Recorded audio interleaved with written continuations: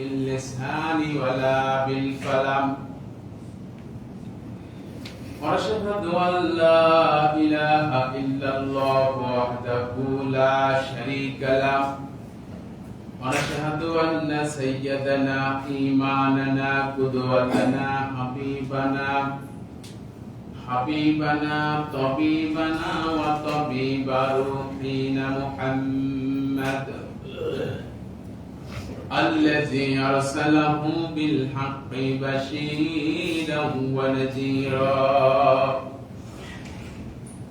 وداعيا إلى الله بإذنه وسراجا وقمرا منيرا فقد قال الله تعالى في كلامه المجيد وفي فرقانه الحميد সবাই করুন আউযু বিল্লাহি মিনাশ শাইতানির রাজীম বিসমিল্লাহির রাহমানির রাহিম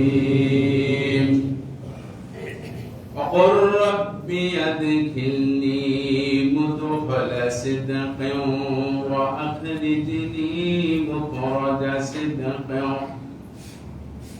مخرج صدق واجعل لي من لدنك سلطانا نصيرا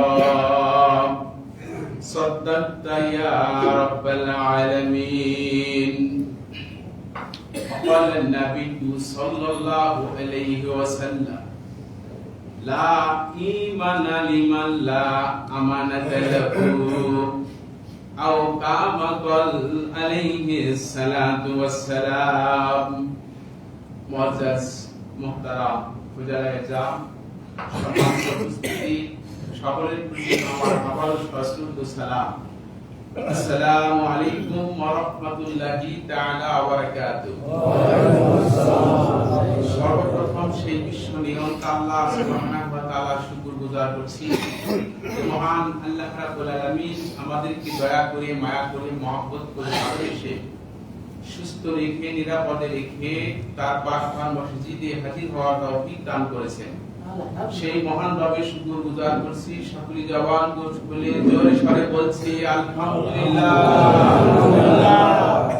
আরেকটু আওয়াজ করে বলুন আলহামদুলিল্লাহ। পাশাপাশি বিশ্ব মানবতার মুক্তির দিশারি মুক্তির দূত মুহাম্মদ আরবি মামিনার নয়নের মনি হাবিবুনা তাবিবুনা সানাদুনা তাবিবু কুলুবিনা তাবিবু আরওয়াহিনা মুহাম্মদুর রাসূলুল্লাহ সাল্লাল্লাহু আলাইহি ওয়াসাল্লাম। সম্মানিত উপস্থিতি, আমি আপনাদের সম্মুখে কোরআনুল কারীমের সূরাতুল বানী ইসরাঈলের ৮০ নম্বর আয়াত থেকে তেলাওয়াত গত জুমাও করেছি। হুজুর ইসলামের ফজিলতের উপরে কিছু আলোচনা প্রতি জুমায় আমি করার সফর মাসে করার ইচ্ছা পোষণ করছি। আল্লাহ তৌফিক দিলে আল্লাহ পাক যতটুকু ইলম দান করেছেন তার থেকে আপনাদের সামনে কিছু কথা তুলে ধরার চেষ্টা করব। ওয়া তৌফিকি ইল্লা বিল্লাহ। আপনারা সকলে ভালো আছেন তো? আলহামদুলিল্লাহ। আলহামদুলিল্লাহ। আল্লাহ পাক আমাকে সুস্থ রেখেছেন। আমাদেরকে আল্লাহ পাক যতদিন এই দুনিয়ায় রাখবেন আল্লাহ পাক যেন ঈমানের সাথে সুস্থতার সাথে রাখেন। সকলেই করেন আল্লাহুম্মা আমিন। সম্মানিত উপস্থিতি, আমি আপনাদের সবাইকে নিয়ে আরেকবার গাউস তাসমিয়া তেলাওয়াত করছি। তেলাওয়াত করুন। আউযু বিল্লাহি মিনাশ শাইতানির রাজীম বিসমিল্লাহির রাহমানির রাহিম। বিতাড়িত মরদুদ শয়তানের ওয়াসওয়াসা থেকে আল্লাহ তাআলার নিকট পানাহ চাই। বড় করুণাময় আল্লাহ তাআলার নামে শুরু করছি। আল্লাহ তার হাবিবকে ডাক দিয়ে বলছেন ওকুর রব্বি আদখিলনি মুদখালা সিদকিন ওয়া আখরিজনি মুখরাজা সিদকিন ওয়াজআলনি মিন লাদুনকা সুলতানান নাসীরা। আল্লাহু আকবার। আল্লাহ রাব্বুল আলামিন এই আয়াতে কারিমায় তার হাবিবকে ডাক দিয়ে বলতেছেন, হাবিব আমার দোস্ত মুহাম্মদ রাসূলুল্লাহ আমার কাছে দোয়া করুন, আই প্রভু পরওয়ারদিগারে আলম, আমাকে যখন মক্কা থেকে বের করবেন সত্য সহকারে নিরাপদের সাথে বের করবেন, আর আমাকে যখন মদিনাতুল মুনাওয়ারায় পৌঁছে দিবেন সত্য সহকারে নিরাপত্তার সাথে পৌঁছায় দিবেন, এবং মদিনাতুল মুনাওয়ারায় আল্লাহ তোমার পক্ষ থেকে আমাকে রাষ্ট্রীয় ক্ষমতা দান করবেন, সেই রাষ্ট্র পরিচালনা করার জন্য আপনি আমাকে মদদ দিয়ে সাহায্য করবেন, বলেন সুবহানাল্লাহ। নবীজির হাদিসটির অর্থ করছি, বলেন নবী সাল্লাল্লাহু আলাইহি ওয়াসাল্লাম, নবীজি বলছেন, লা ঈমানা লিমান লা আমানাতা লাহু। ও আমার উম্মতরা শোনো, তোমাদের ভিতরে যাদের আমানতদারি নেই তার ভিতরে কোন প্রকার ঈমান নেই। এই ছিল হাদিসটির অর্থ এবং আয়াতে কারিমার অর্থ। ব্যাখ্যা আকারে কিছু কথা গত জুমায় তুলে ধরেছিলাম, আজকেও কিছু কথা বলার চেষ্টা করব। ওমা তৌফিকি ইল্লা বিল্লাহ। সম্মানিত উপস্থিতি, আমার নবী বিশ্ব নবী জনাবে মুহাম্মদ রাসূলুল্লাহ নবীজি তার জন্ম মক্কা, জন্ম কোথায়? মক্কা। প্রিয় জন্মভূমি ছেড়ে নবীকে হিজরত করে মদিনায় যেতে হয়েছে, হয়েছে কিনা? হয়েছে। নবী করিম সাল্লাল্লাহু আলাইহি সাল্লাম যে সময় মক্কায় ছিলেন তখন তিনি নেতৃত্ব দিয়েছেন, আর ওই সময় যিনি সরকার ছিলেন সেই সরকার নাম ছিল আবু জেহেল। নবীজি তখন ছিলেন বিরোধী দলের নেতা। সরকারের সাথে বিরোধী দলের নেতা যারা, তাদের যে টক্কর হয়, বিরোধিতা হয়, কি নিয়ে হয়? রাজনৈতিক কারণে। কি কথা ঠিক? কি নিয়ে হয়? রাজনৈতিক কারণে। তা আল্লাহ নবী রাজনীতি করেছেন কিনা বলুন? আল্লাহ নবী রাজনীতি করেছেন, আবু জেহেলও রাজনীতি করেছেন, কিন্তু দুইজনের রাজনীতির মধ্যে নাইট এন্ড ডে ডিফারেন্স, আকাশ পাতাল পার্থক্য। আবু জেহেলের রাজনীতি ছিল মানুষের তৈরি করা আইনে। কিসের? অস্ত্র বলতে হবে, মানুষের তৈরি করা আইনে। অর্থাৎ নিজে আইন তৈরি করত, নিজেরাই আইন মানত। আর আল্লাহর নবীর রাজনীতি ছিল আল কোরআন, আল্লাহর আইন। কি কথা ঠিক? তো আল্লাহর আইনের কাছে মানুষের তৈরি করা আইন কি মিল খাবে? মিল খাবে না, টক্কর লাগবে। তো আবু জেহেলের আইন ছিল মানুষের তৈরি করা আইন। মানুষের তৈরি করা আইনের রাজনীতি পৃথিবীতে কোন দেশে আছে না নাই? আর পৃথিবীতে কোন দেশে আছে না নাই? আপনার দেশে আছে কি? আছে। পৃথিবীতে অনেক দেশে মানুষের তৈরি করা আইনের রাজনীতি আছে, যে রাজনীতিকে আমার নবী বরদাস্ত করতে পারেনি, যে রাজনীতিকে আমার নবী সহ্য করতে পারেনি। ইমাম হুসাইন রাদিয়াল্লাহু তাআলা আনহু যে রাজনীতি সহ্য করতে না পেরে কারবালার মাঠে শহীদ হয়ে গেছে। আমরা মুমিন মুসলমান, আমরা পাঁচ ওয়াক্ত নামাজি মানুষ, আমরাও সেই রাজনীতিতে বিশ্বাসী নই। যে রাজনীতি আমার নবী করে নাই, আমরাও সেই রাজনীতি করব না। কি কথা ঠিক? সম্মানিত উপস্থিতি, বিশ্ব নবী জনাবে মুহাম্মদ রাসূলুল্লাহ নবীজি আমার যখন দেখলেন অনেক চেষ্টা করার পর, কত বছর? 23 বছর। 23 বছর চেষ্টা করার পর যখন নবীজি দেখলেন যে ধর্মীয় আইন একরকম আর দেশের আইন আরেক, ধর্মীয় আইন একরকম, দেশের আইন আরেক রকম, নবীজি ভাবলেন যে ধর্মীয় আইন আর দেশের আইন যদি এক না হয় ওই ব্যক্তিটা মুমিন হতে পারে। কি বলে? ধর্মীয় আইন কি? এই যে নামাজ পড়তে আসছে, আমাদের ধর্মের বিধান কি? 5 ওয়াক্ত নামাজ কি ফরজ। এটা ধর্মীয় আইন, 5 ওয়াক্ত নামাজ ফরজ। বাংলাদেশের কেন্দ্রীয় মসজিদ, টোটাল বাংলাদেশের বাইতুল মুকাররম, বাইতুল মুকাররমের খতিব যদি বলে দেশবাসী শোনো 5 ওয়াক্ত নামাজ নয়, 4 ওয়াক্ত নামাজ ফরজ, আপনারা কি মানবেন? না। বাইতুল মুকাররমের খতিব যদি বলে আমি সারা বছর ইমামতি করব, 1 টাকাও নেব না, 1 টাকাও আমি হাদিয়া নেব না, আমি ঘোষণা করলাম 4 ওয়াক্ত নামাজ ফরজ, দেশবাসী এটা মেনে নিন, মানবেন কি কখনো? না। কেন মানবেন না? যে ধর্মীয় আইন এটা নাই। ধর্মীয় আইনে আছে কি 5 ওয়াক্ত নামাজ ফরজ। কি কথা ঠিক কি না? মুসলমান ভাইরা, দেশের আইনে যদি ধর্মের আইনের সাথে মিল না খায়, বলেন তো দেশের আইন আর ধর্মের আইনের মধ্যে কি পার্থক্য আছে না নাই? আমাদের দেশে চুরি আছে না নাই? ডাকাতি আছে না নাই? জেনা আছে না নাই? জেনার বিচার যদি আপনি কোরআন অনুযায়ী করেন, করতে পারবেন নাকি? এই দেশে করা যাবে কি? কিন্তু মুসলমান কিন্তু 95% আমরা। কি কথা ঠিক কিনা? এই কোরআনুল কারীমের ভিতরে কেউ যদি অন্যায়ভাবে কাউকে হত্যা করে, সে হত্যার বিচার আছে না নাই? সে হত্যার বিচার কি? হত্যার বদলে হত্যা। হত্যার বদলে কি? হত্যা। বলেন তো আমার দেশে সে আইনটা আছে নাকি?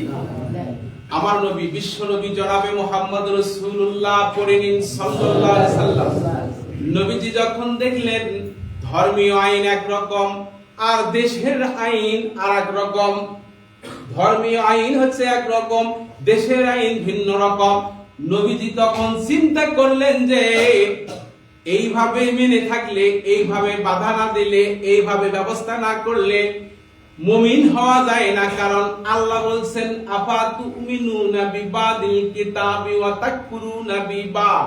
পড়ুন আল্লাহু আকবার।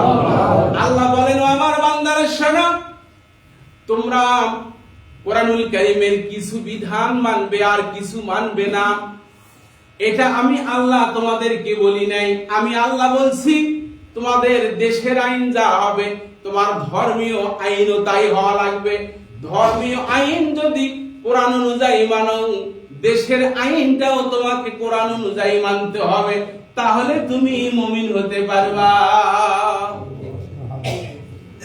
আল্লাহ পাকের আরেকটা বক্তব্য আছে, ইয়া আইয়ুহাল্লাযিনা আমানু উদখুলু ফিস-সিলমি কাফা। পড়ুন আল্লাহু আকবার। আল্লাহ বলছেন, হে ইমানদারগণ, পুরোপুরি ভাবে তোমরা ইসলামের ভিতরে দাখিল হও। কিছু আইন মানা আর কিছু আইন মানবেন না। বলেন তো দেখি পূর্ণাঙ্গ মুমিন হওয়া গেল নাকি? মুসলমান ভাইয়েরা, আমাদের দেশে অনেক রাজনীতিবিদেরা আছে না নাই? আমাদের দেশে আওয়ামী লীগ, বিএনপি, জাতীয় পার্টি, জামাত ইসলাম, হেফাজত ইসলাম, খেলাফতে মুসলিম, ইসলামী শাসনতন্ত্র, অনেক রাজনীতিবিদ আছে না নাই?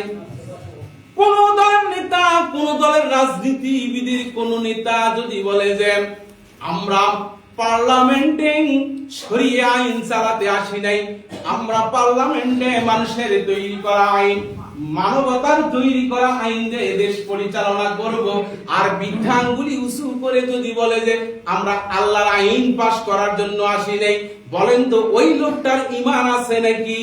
আর ওই লোকটার দলে যারা নেতা কর্মী হবে তাদের ঈমান থাকবে নাকি? আমার মুখের বানানি কথা নয়। আবার নবী বলছেন দেশের আইন আর ধর্মের আইন এক হওয়া লাগবে। দেশের আইন ধর্মের আইন এক হওয়াতে গিয়ে আমার নবীজি প্রিয় জন্মভূমি মক্কাতুল মুকাররমা থেকে নবীকে হিজরত করে মদিনায় যেতে হয়েছে।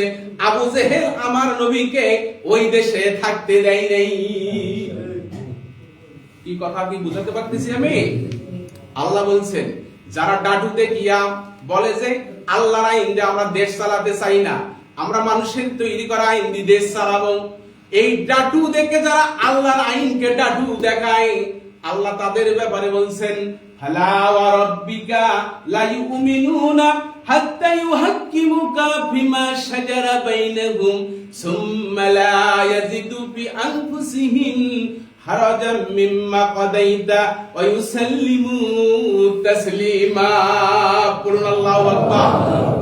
আল্লাহ বলেন, নবী হে, যারা আপনার আইন, আপনার কোরআনের আইন যারা মেনে নিতে চায় না, বিধানগুলি দেখায়, নাক ছিটকায়, তারা টুপি মাথায় দিয়ে দাঁড়িয়ে রেখেও, পাঁচ ওয়াক্ত নামাজি হয়েও, খানায় কাবায় হজ করেও, দান সাদাকা করেও তারা মুমিন নয়, মুমিন হতে পারবে না। কথা কি বুঝাতে পারলাম? ভাইরা আমার খুব ভালো করে বোঝেন। আমার নবী যখন আবু জেহেলের কাছে বললেন, আবু জেহেলকে বললেন যে না, এই আইনে দেশ চলবে না, আইন হতে হবে আল্লাহ। কারণ আলালাহুল খলকু ওয়াল আমরু, সৃষ্টি যার আইন চলবে তার। তামাম পৃথিবী, আসমান জমিনের যা কিছু আছে সৃষ্টি করেছেন কে? আওয়াজ করে বলুন আল্লাহ। সৃষ্টি করেছেন আল্লাহ, সে আল্লাহর আইনি সব কিছু চলবে। আবু জেহেল বলে, মুহাম্মদ তোমার কথা আমরা শুনতে রাজি নই। মুহাম্মদ সাল্লাল্লাহু আলাইহি সাল্লামকে তারা বিভিন্ন দিক দিয়ে বুঝ দিতে চাইলো। তারা নবীকে ধনী বানাইবে, তারা নবীকে মাঠ ভাড়া জমি দিবে, পকেট ভাড়া টাকা দেবে, ব্যাংক ভাড়া টাকা দেবে, নবীকে সুন্দরী নারী দিয়ে বিবাহ দেবে, বিভিন্ন দিক থেকে নবীকে তারা কাছে পাওয়ার চেষ্টা করেছিল। আমার নবী বিশ্ব নবীজি বলছেন না না, ধর্মীয় আইন আর দেশের আইন এক হওয়া লাগবে। বলেন সুবহানাল্লাহ। মুসলমান ভাইরা, তামাম পৃথিবীতে যত পয়গম্বর এসেছেন, সব পয়গম্বরের একটাই মাত্র কাজ ছিল, ধর্মের আইন আর দেশের আইন এক করা। কি কথা ঠিক কিনা? আর যত পয়গম্বর এসেছে, সব পয়গম্বরই আল্লাহর দিন, আল্লাহর জমিনে দিনকে বিজয় করার জন্য মার খেয়েছেন। মাত্র দুইজন নবী মার খাননি, একজন হলেন আদম আলাইহিস সালাম, আর একজন হলেন সুলাইমান আলাইহিস সালাম। এছাড়া যত নবী এসেছেন আল্লাহর দিন, আল্লাহর জমিনে কায়েম করার জন্য কাফেরদের হাতে তারা মার খেয়েছে। আমরা মুসলমান, আমরা মুমিন, আমরা যারা মুমিন দাবি করব, কখনোই আমরা ধর্মের আইন আরেক রকম আর দেশের আইন আরেক রকম এটা কখনোই ভাববো না। আমাদের ভাবনা হবে, আমার নবীজি বলছেন দেশের আইন ধর্মের আইন এক হওয়া লাগবে। সেই নবীর উম্মত যদি হতে চান, সেই নবীর সুপারিশের কান্ডারি, সেই দিন যদি সুপারিশের ভাগী হতে চান, অবশ্যই ধর্মের আইন আর দেশের আইনের পক্ষে থাকা লাগবে। আবু জেহেল যখন নবীজিকে কোনো দিক থেকে আর থামাইতে পারে না।